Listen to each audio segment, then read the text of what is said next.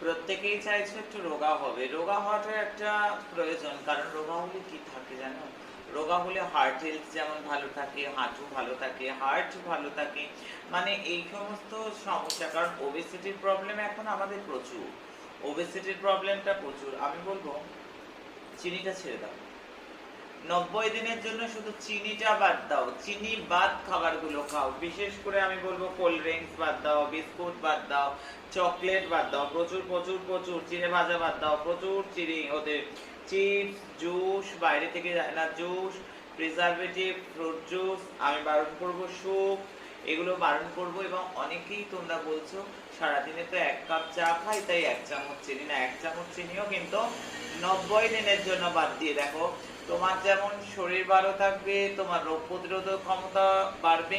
তা বলে কি তুমি ফলের মিষ্টি খেতে পারবে না? নিশ্চয়ই খাবে, ফলের রস নয়, ফল খাও। ফলের রস নয়, ফলের রস খেলে সুগারটা অনেক সময় স্পাইক করে যায়, কারণ ফাইবারটা বাদ যায় তো।